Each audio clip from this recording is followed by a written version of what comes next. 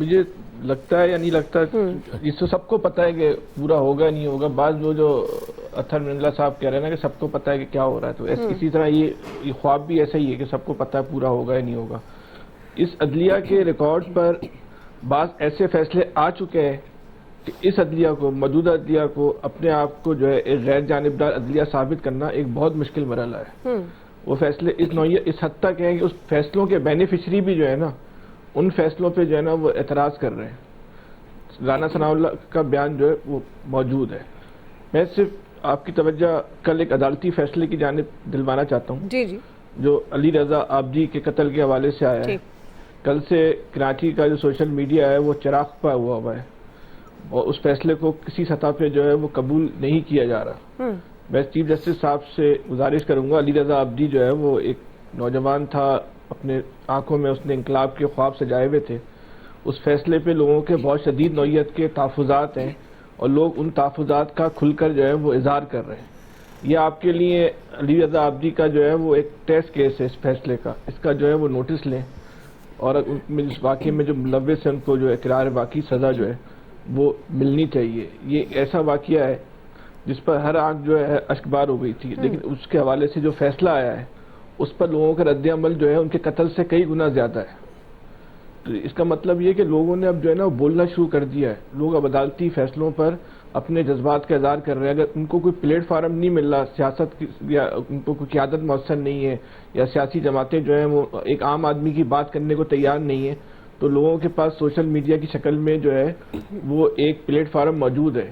تو وہاں لوگ جو عام آدمی جو اپنے جذبات کا اظہار کر رہا ہے تو خدا کے واسطے اس کو عدلیہ بھی، ریاستی ادارے بھی جو ہے وہ نظر انداز نہیں کریں. وہ عام آدمی کی جو رائے ہے اس کو دیکھیں کہ اس ملک میں جو ہے وہ عام آدمی کیا سوچتا ہے. یہی علی رضا، آخری جملہ بس بول دوں، آپ کے پاس ٹائم کم ہے. علی رضا عابدی کے حوالے سے جو فیصلہ ہے اس کو لوگ جو ہے وہ قبول نہیں کر رہے. تو مناسب ہوگا کہ اس فیصلے کا چیف جسٹس صاحب جو ہے وہ از خود نوٹس لیں تاکہ انصاف مل سکے. ٹیلی ویژن نہ دکھائیں؟ کیا سپریم کورٹ نے کسی کو پابند کیا کہ آپ ہمیں لائیو ضرور دکھائیں؟ وہ دے رہے ہیں، نہ دکھائیں، بات ختم. یہ تو ہمارا ہے نا فیصلہ کہ ٹیلی ویژن سمجھتے ہیں کہ یہ لوگ دیکھ رہے ہیں تو دیکھیں گے.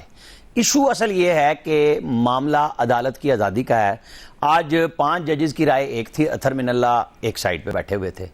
اطہر من اللہ صاحب نے اپنے آپ کو بری بھی کیا یہ کہہ کے کہ مجھے تو کبھی کسی نے اپروچ نہیں کیا، لیکن بڑی ادب کے ساتھ کہوں گا کہ جب انہوں نے نواز شریف کی ضمانت کا فیصلہ دیا تھا تو انہوں نے 60 کے قریب رپورٹر سے کہا تھا کہ ہمیں بھی اپنے بچوں کا خطرہ ہوتا ہے. تو بہت کچھ میں آپ کو نہیں بتا رہا، تو پھر ان کو بھی لکھ کے دینا چاہیے تھا اس وقت کہ میرے ساتھ کیا ہوا ہے، اس وقت کیا مداخلت تھی. لیکن ان کے اوپر ان کے ساتھی جج نے کہا کہ یہ ٹیلی فون سے اور شادی میں بھی نہیں گئے تھے صدیقی صاحب کی، جب اور بینیفیشری بھی یہی تھے، چیف جسٹس یہ بن گئے تھے اس کے بعد. یہ سوال ان کے اپنے اوپر بھی ہے. معزز جج صاحب کو بتانا چاہیے کہ وہ کیسے کہہ رہے تھے کہ مجھ پہ دباؤ نہیں، یا وہ اس وقت کیا کہہ رہے تھے جب انہوں نے سپریم کورٹ کے جو رپورٹرز کی ایسوسیشن ہے اور ہائی کورٹ کی، ان سب کو بلایا تھا اسلام آباد ہائی کورٹ میں اور یہ بات کی تھی.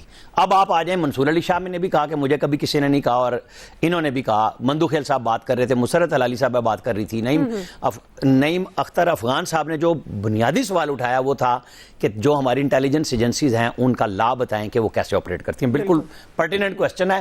اگر کوئی کمی بیشی ہے، چیف جسٹس نے بار بار کہا ہے کہ ہم بیٹھے ہوئے ہیں، آپ قانون بنائیں. ایک فکرہ یہ بھی آیا تھا کہ اگر کوئی پہلی سپریم کورٹ ہوتی تو یہ جو پریکٹس اینڈ پروسیجر ایکٹ ہے یہ ویسے اڑا دینا تھا. یعنی چیف جسٹس صاحبان اس بات کے لیے تیار ہی نہیں ہوتے کہ وہ کسی ضابطے میں آئیں گے. یہ بہت اچھی بات ہے. موجودہ چیف جسٹس نے ضابطوں کو بھی مانا ہے، پارلیمنٹ کی سپرمیسی بھی مانی ہے، اور آج بھی کہا ہے کہ آپ قانون سازی کیجئے، باتیں نہ کریں. یعنی جو انہوں نے یہ فیض آباد والے پہ فیصلہ دیا تھا تو انہوں نے بتایا کتنا عرصہ صرف تمام اداروں نے کیس کر کے اور سب نے کہا جی ریویو لگایا، اور ریویو لگایا نہیں گیا کیونکہ لگانا نہیں چاہ رہے تھے. لہذا ایشو یہ ہے کہ عدلیہ کو اپنے پاؤں پہ کھڑے ہونا ہے، اپنے ججوں کے ساتھ کھڑے ہونا ہے اور اس ملک کے ساتھ کھڑے ہونا ہے.